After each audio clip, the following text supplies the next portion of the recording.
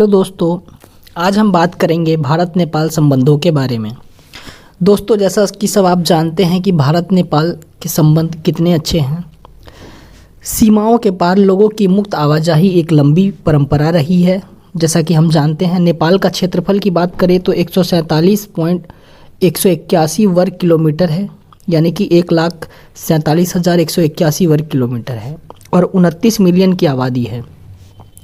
यह 5 भारतीय राज्यों की जैसे कि सिक्किम हो गया, पश्चिम बंगाल हो गया, बिहार हो गया और उत्तर प्रदेश, उत्तराखंड के साथ दक्षिण में 1850 किलोमीटर से अधिक की सीमा साझा करता है।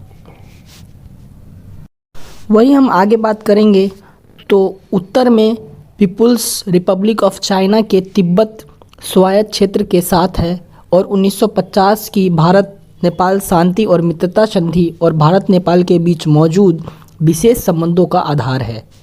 दोनों देश एशियाई क्षेत्रीय सहयोग संगठन, जिसको हम सार्क के नाम से भी जानते हैं, इनके सदस्य हैं। दोस्तों, वही हम भारत और नेपाल मैत्री संधि की बात करते हैं। जैसा कि आप सब जानते हैं कि ये बहुत पुरानी संधि है।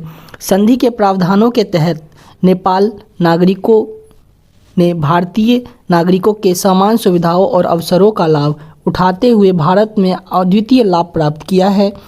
इस संधि ने नेपाल को भू आबद्ध देश होने के नुकसान से उबरने में सक्षम बनाया है।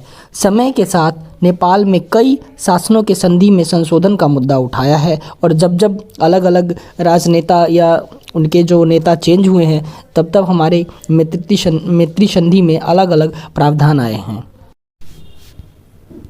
वही भारत ने कहा कि वह हमारे संबंधों को और मजबूत करने के सभी द्विपक्षीय व्यवस्थाओं की जांच करने को तैयार है। नेपाली पक्ष से विशिष्ट सुझाव प्राप्त नहीं हुए हैं। नवंबर 2005 में दिल्ली में 7 पार्टी गठबंधन एसपीए और माओवादियों के बीच 12 सूत्रीय समझौता हुआ था, जो कि आप सबको मालूम होगा।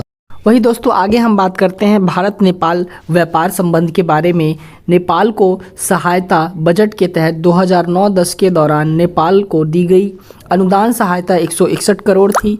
इसके अलावा भारत सरकार ने नेपाल में चल रही शांति प्रक्रिया के लिए काफ़ी आर्थिक सहायता प्रदान की है और नेपाल को भारत की सहायता की कुल मात्रा लगभग है। जैसा कि आपको पता है, जब मोदी की सरकार बनी थी 2014 में, तो उन्होंने हिट का एक ऐलान किया था, मतलब हाईवे, इंफ्रास्ट्रक्चर वे और टेक्नोलॉजी वे, इन तीनों तरीक़ों से नेपाल को और भी सहायता देने के लिए उन्होंने बात की थी। वही 3600 करोड़, जिसमें भारत के दूतावास द्वारा प्रस्तावित लघु विकास परियोजना शामिल है, जो स्थानीय आबादी के साथ पहचाने गए क्षेत्रों में ज़मीनी स्तर पर विकास सहायता प्रदान करती है। अब इसमें लगभग 370 से अधिक परियोजनाएं शामिल है, जिनमें लगभग परिव्यय है 402 करोड़।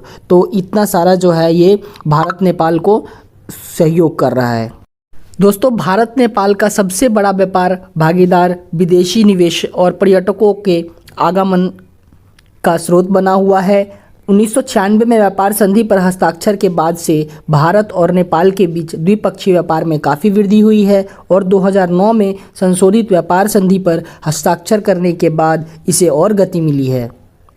और जैसा कि इसमें प्रावधान है जो नेपाल को भारतीय बाजार तक अधिक पहुंच प्रदान करते हैं। नेपाली वित्तीय वर्ष 2066 यानी जुलाई 2010 के आंकड़ों के अनुसार भारत के साथ द्विपक्षीय व्यापार 16,129.7 करोड़ था, जो नेपाली कुल विदेशी व्यापार का 58.7% होता है।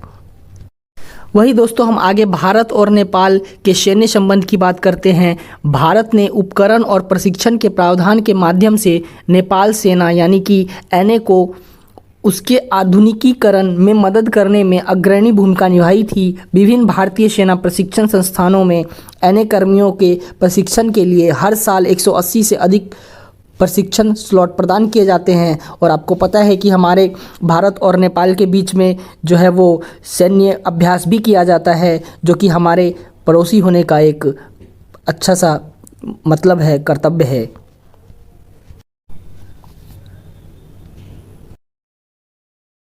भारतीय सेना के सेनाध्यक्ष को नेपाल सेना में एक जनरल का मानद पद दिया जाता है और एक पारस्परिक सम्मान नेपाल सेना के प्रमुख को प्रदान किया जाता है और भारत को अपनी सेनाओं में नेपाली सैनिकों के रूप में होने पर हमेशा गर्व रहा है और यह सुनिश्चित करने के लिए हर संभव प्रयास किया है।